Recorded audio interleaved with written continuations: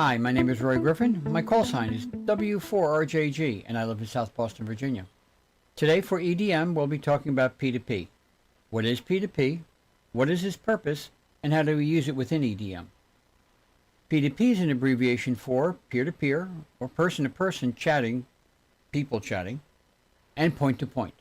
It has a few specific definitions, though, in technology, but generally it's pretty easy to understand. It's one-on-one. No one else is allowed in. It's kind of like Maxwell Smart's cone of silence, but working well. The entire telephone system is based on peer-to-peer, even though it itself is a highly complex network. Each caller calls one person. Now let's ignore other capabilities like conference calls. And when the mainframe computers started connecting over transmission lines, P2P was the only way we could do that.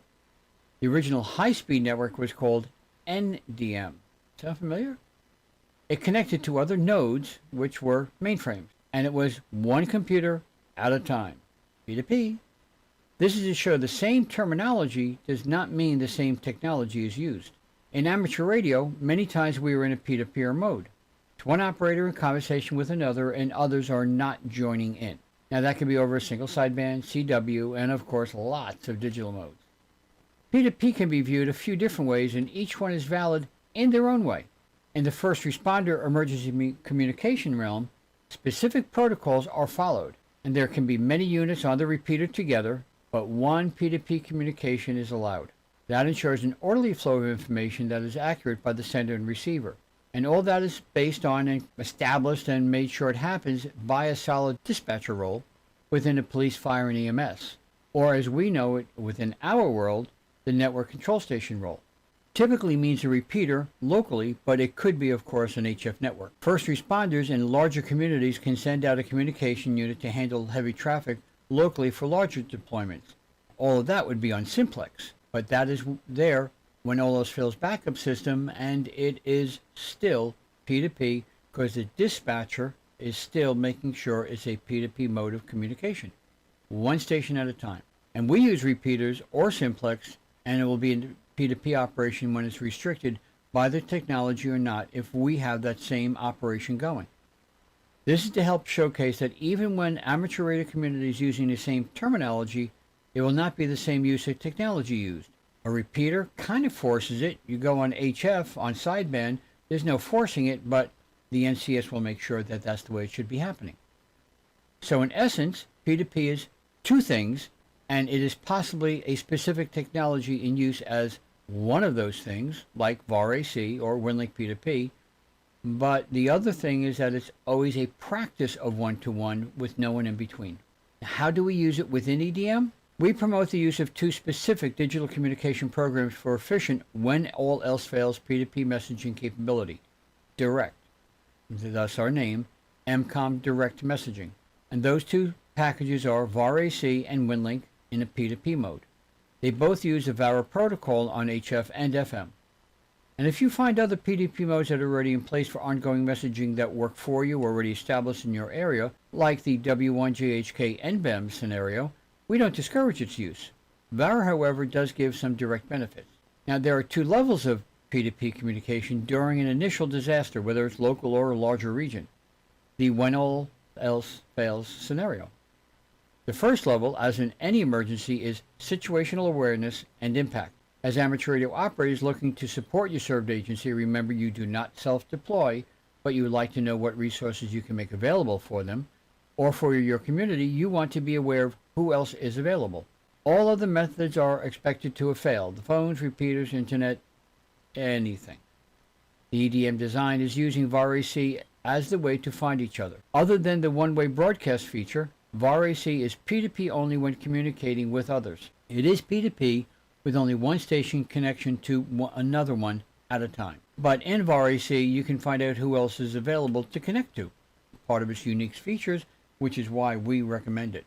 Here is a view of how the initial process can look like. For this scenario, we have 5 stations in our visual example, and every station gets itself up and running when all else fails. And the call-up process begins to find out who else is there. And there we are. Stations 1, 2, 3, 4, and 5. Red flags are up, which means they have power, ready to go.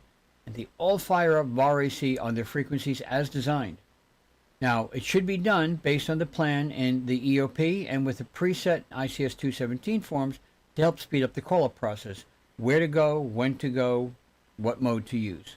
And in the next graphic, number 1 starts the beacon and the broadcast and with the expected character strings as needed. We described that in other videos such as the beginning of 2023, the first 3 videos that we have.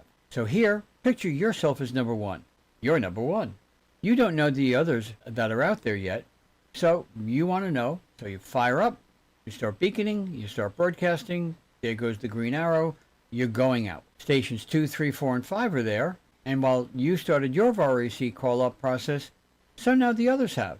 And so here we show you, number 1, you're able to contact number 3 and 4. And as amateur radio line of sight or other way stations get to hear each other, you don't hear number 2, nor does they hear you. So here we have, you're connecting with 3 and 4.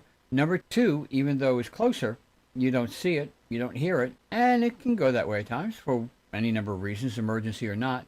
And there's number 5, much further away, but they're out there as well, trying to say, here I am. Suddenly, you now lose number 3, and they're out of your linkage. And the other stations contact each other, and when all the other stations know who else is there, you can move on to your next levels using the WinLink P2P. In this scenario, all else is still failing. The call-up process can take 15 or 30 minutes, depends upon the various factors for your area. Now, this is not a rule, but it's a guidance, and it could be less too. But don't take more than 30 minutes. That's way too long to start figuring out who else is out there to start making your initial response plans. In this example, we have you speaking to number 4. Number 4 connects to number 5, and number 2 is connecting to number 3. But of course, 2 and 3 don't know what's happening with those other 3 stations and vice versa. So there's number 4, they're in connection, and they're in the middle. Now, once the communication triage is accomplished, then secure that by asking everyone to stay put. In this case, that would be number 4 kind of acting then as NCS, because they're the ones that are communicating with the most other stations, going by the preset plans that are there. The other quick communications that can be accomplished is done in VARAC and should be done with a pre-planned process because you have messaging, direct messaging capability, a little bit of broadcast if that's the best way, using alert strings, and then of course you have VMail as a way to pass along a little more complicated messages, if you will, and you don't want it to be misinterpreted, and it can be relayed along. But once all that's done, it's time to move on for the next level of the P2P mode communication.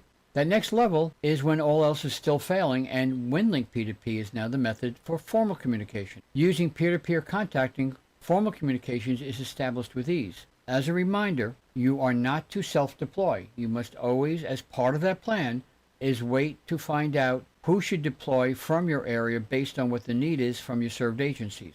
Now, when all else fails, somebody may need to go do a face-to-face contact, but let's say number 4 goes, but number 4 can say, I am connecting with this person and this person. I can offer you now 3 resources according to your needs. In our EDM Target Station Groups.io files, there is some great documentation via HF P2P instructions. They're in detail. There are 2 documents that work together, and I'll show you how EDM uses WinLink in the P2P mode. And for those who don't know, look for the trick in how to create a message once for all. If you have any questions about a P2P in general, or specifically about VARAC and WinLink, then start a chat. This way, that conversation stays focused just within that chat. Or you can post a message in the Groups.io, of course. And we thank you for your participation in EDM, both the training and in the exercises itself. We wish you well, have a great day, and 73.